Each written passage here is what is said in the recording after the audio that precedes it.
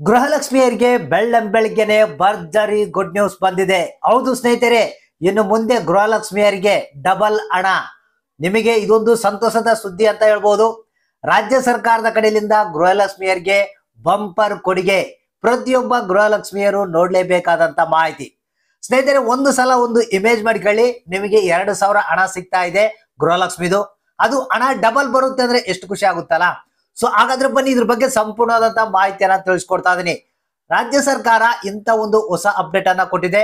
ಪ್ರತಿಯೊಬ್ಬ ಗೃಹಲಕ್ಷ್ಮಿಯರಿಗೆ ಬಂಪರ್ ಕೊಡುಗೆ.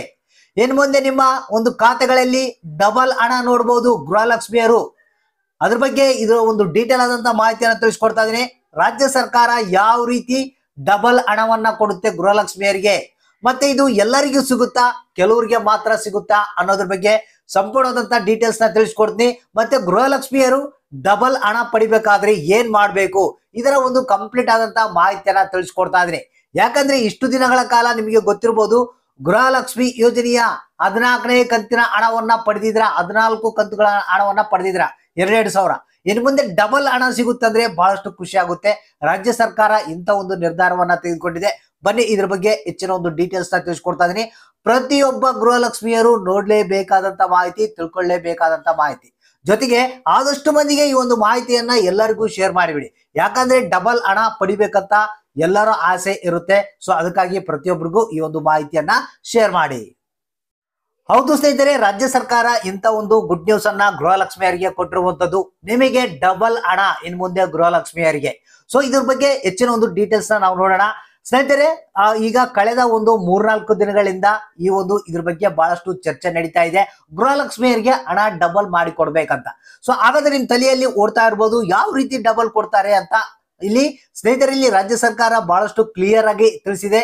ಇಲ್ಲಿ ಏನಪ್ಪಾ ಅಂತಂದ್ರೆ, ಯಾರಿಗೆ ಹಣ ಡಬಲ್ ಬೇಕು ಅವರು ಮಾತ್ರ ಒಪ್ಪಿಕೊಳ್ಬಹುದು. ಅಥವಾ ನಮ್ಗೆ ಡಬಲ್ ಬೇಡಪ್ಪ, ಪ್ರತಿ ತಿಂಗಳ 2,000 ರೂಪಾಯಿ ನಮ್ಗೆ ಬೇಕು ಅಂದ್ರೆ ಅವ್ರಿಗೂ ಕೂಡ 2,000 ರೂಪಾಯಿ ಹಣ ಬರುತ್ತೆ. ಸೊ ಅಂದ್ರೆ ಇಲ್ಲಿ ರಾಜ್ಯ ಸರ್ಕಾರವೇ ಒಂದು ಚಿಟ್ ಫಂಡ್ಸ್ ಅನ್ನ ಸ್ಟಾರ್ಟ್ ಮಾಡ್ತಾ ಇದೆ. ಅಂದ್ರೆ ಇಲ್ಲಿ ಡೈರೆಕ್ಟ್ ಆಗಿ ಈ ಒಂದು ಗೃಹಲಕ್ಷ್ಮಿಯರು ಯಾರು ಡಬಲ್ ಹಣ ಬೇಕು ಅಂತ ಕೇಳ್ತಾರೆ, ಅವರು ಒಂದು ಅಪ್ಲಿಕೇಶನ್ ನ ಹಾಕ್ಬೇಕಾಗುತ್ತೆ. ಅತಿ ಶೀಘ್ರದಲ್ಲಿ ಈ ಒಂದು ಅಪ್ಲಿಕೇಶನ್ ಸ್ಟಾರ್ಟ್ ಆಗುತ್ತೆ. ಅವಾಗ ಯಾರು ಹಣ ಡಬಲ್ ಮಾಡ್ಬೇಕಂತಿರ್ತಾರ ಅವರು ಒಂದು ಅಪ್ಲಿಕೇಶನ್ ನ ಹಾಕ್ಬೇಕಾಗುತ್ತೆ. ಸೊ ಅಂದ್ರೆ ಇಲ್ಲಿ ರಾಜ್ಯ ಸರ್ಕಾರವೇ ಒಂದು ಚಿಟ್ ಫಂಡ್ ಅನ್ನ ಶುರು ಮಾಡ್ತಾ ಇದೆ. ಸೊ ಅಂದ್ರೆ ಯಾರು ಹಣ ಡಬಲ್ ಮಾಡ್ಬೇಕಂತಿರ್ತಾರೆ ಅವ್ರಿಗೆ ಏನು ಪ್ರತಿ ತಿಂಗಳ 2,000 ರೂಪಾಯಿ ಹಣ ಬರುತ್ತೆ. ಅಂದ್ರೆ ಗೃಹಲಕ್ಷ್ಮಿದು ಆ ಒಂದು 2,000 ರೂಪಾಯಿ ಚಿಟ್ ಫಂಡ್ ನಲ್ಲಿ ಕಟ್ ಆಗುತ್ತೆ ನಿಮಗೆ. ಅಂದ್ರೆ ನಿಮ್ಗೆ 2,000 ರೂಪಾಯಿ ಪ್ರತಿ ತಿಂಗಳ ಬರಲ್ಲ. ಆ ಒಂದು 2,000 ರೂಪಾಯಿ ಚಿಟ್ ಫಂಡ್ ನಲ್ಲಿ ನೀವು ಸೇವ್ ಮಾಡ್ತಾ ಹೋಗ್ತೀರಾ. ಅಂದ್ರೆ ಒಂದಿಷ್ಟು ವರ್ಷಗಳು, ಅಂದ್ರೆ ಇಷ್ಟು ವರ್ಷ ಅಂತ ಟೈಮ್ ಇರುತ್ತೆ, ಅದಕ್ಕೆ ಆ ಒಂದು ಅಷ್ಟು ವರ್ಷಗಳ ಕಾಲ ನೀವು ಹಣವನ್ನ ಸೇವ್ ಮಾಡ್ಬೇಕಾಗುತ್ತೆ. ಸೇವ್ ಮಾಡಿದ್ಮೇಲೆ ಆ ಒಂದು ಪೀರಿಯಡ್ ಮುಗಿದ್ಮೇಲೆ ನಿಮಗೆ ಡಬಲ್ ಹಣ ನಿಮ್ಮ ಖಾತೆಯಲ್ಲಿ ಕ್ರೆಡಿಟ್ ಆಗುತ್ತೆ. ಇಲ್ಲ ಸರ್ ನಮಗೆ ಬೇಡ, ಈ ಒಂದು ಡಬಲ್ ಹಣ ಬೇಡ ಅಂತಂದ್ರೆ ನೀವು ಪ್ರತಿ ತಿಂಗಳ ಗೃಹಲಕ್ಷ್ಮಿ ಯೋಜನೆಯ 2,000 ಹಣವನ್ನ ಪಡಿಬಹುದು. ಯಾರು ಬೇಕಂತಾರೆ ಅವರು ಅಪ್ಲಿಕೇಶನ್ ನ ಹಾಕ್ಬೇಕಾಗುತ್ತೆ. ಈ ಒಂದು ಅಪ್ಲಿಕೇಶನ್ ನ ಅತಿ ಶೀಘ್ರದಲ್ಲೇ ರಾಜ್ಯ ಸರ್ಕಾರ ಪ್ರಾರಂಭ ಮಾಡ್ತಾ ಇದೆ.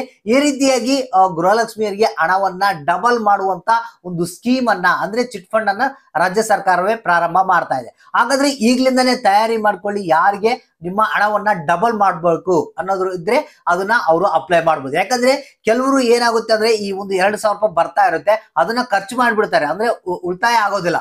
ಸೊ ಕೆಲವರು ಏನಂತಾರೆ, ಈ ಒಂದು 2,000 ರೂಪಾಯಿನ ಉಳಿತಾಯ ಮಾಡ್ತಾ ಇರ್ತಾರೆ. ಬಹಳಷ್ಟು ಮಂದಿ ನಿಮಗೆ ಗೊತ್ತಿರಬಹುದು, 2,000 ರೂಪಾಯಿ ಉಳಿತಾಯ ಮಾಡಿ ಬೇರೆ ಬೇರೆ ಒಂದು ಸಾಮಾನುಗಳನ್ನ ಈ ರೀತಿಯಾಗಿ ಒಂದು ತೆಗೆದುಕೊಳ್ತಾರೆ. ಅದೇ ರೀತಿಯಾಗಿ ಇಲ್ಲಿ ಸೇವ್ ಮಾಡಿದ್ರೆ ನಿಮಗೆ ಡಬಲ್ ಹಣ ಬರುತ್ತೆ.